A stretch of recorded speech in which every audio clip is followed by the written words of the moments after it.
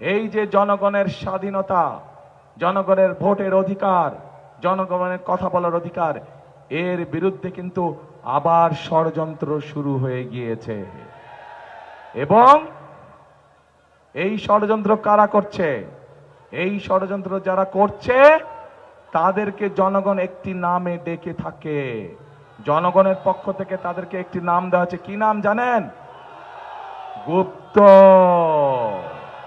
জনগণ তাদেরকে গুপ্ত নামে ডাকে, কারণ জনগণ দেখেছে যখনই সময় হয় এদিক তখন এক রূপ, আবার সময় হয় ওই দিক তখন এক রূপ। বিভিন্ন পরিস্থিতিতে বিভিন্ন সময় তারা রূপের পরিবর্তন করে।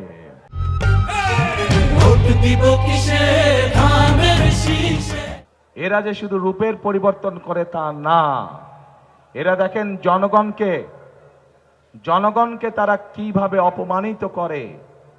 জনগণের উপরে যে তাদের মোটেও আস্থা এবং বিশ্বাস নেই, তার দুটো প্রমাণ আপনাদের সামনে আমি দিচ্ছি।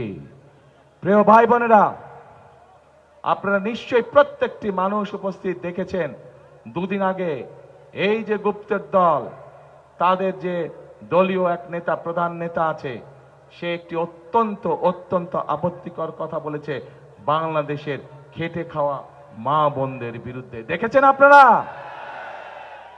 প্রিয় ভাই বোনেরা, আমার একটি প্রশ্ন আপনাদের কাছে, যে রাজনৈতিক দল, যে রাজনৈতিক নেতার চিন্তা বা আদর্শ হয়ে থাকে, তার দেশের খেটে খাওয়া মা বোনদের সম্পর্কে এরকম নোংরা চিন্তা হয়ে থাকে, তাদের কাছ থেকে কি আমরা ভালো কোনো কিছু আশা করতে পারি? তাদের কাছ থেকে কোনো ভালো কিছু আশা করতে পারি না। এবং এটির প্রমাণ আমরা 1971 সালেও দেখেছি। 1971 সালে তাদের বিতর্কিত ভূমিকার জন্য বাংলাদেশের লক্ষ লক্ষ নারী, লক্ষ লক্ষ মা বোনেরা তাদের সম্মান হানি হয়েছিল। কাজে প্রিয় ভাই বোনেরা, এদের কাছ থেকে আপনাদেরকে সতর্ক থাকতে হবে।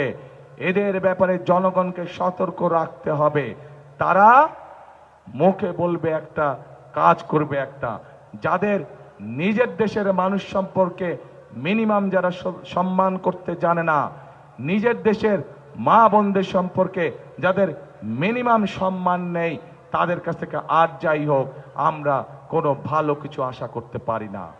ঠিক একইভাবে প্রিয় ভাই বোনেরা, তাদের আরেক নেতা আছে, সেই নেতা তাদের দলীয় কর্মী সমাবেশে বলেছে যে 12 তারিখ পর্যন্ত তার দলের নেতা কর্মীরা জনগণের পা ধরে থাকবে, 13 তারিখ থেকে জনগণ বলে তাদের পা ধরবে।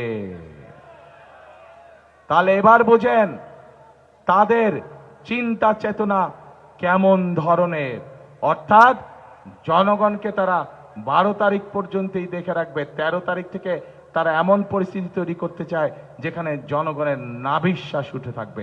অর্থাৎ জনগণের প্রতি তাদের কোনো আস্থা, কোনো বিশ্বাস নাই, জনগণের শক্তিতে তারা বিশ্বাসই করে না। প্রিয় ভাই বোনেরা, আমরা বিভিন্ন পত্র পত্রিকা সহ বিভিন্ন জায়গায় বিভিন্ন খবর দেখছি। কি সেই খবর? এই গুপ্তদের বিভিন্ন লোকজন বিভিন্ন জায়গায় গিয়ে, বিশেষ করে মা বোনদের কাছে গিয়ে তারা বিকাশ নাম্বার চাইছে, তারা এনআই কার্ড চাইছে।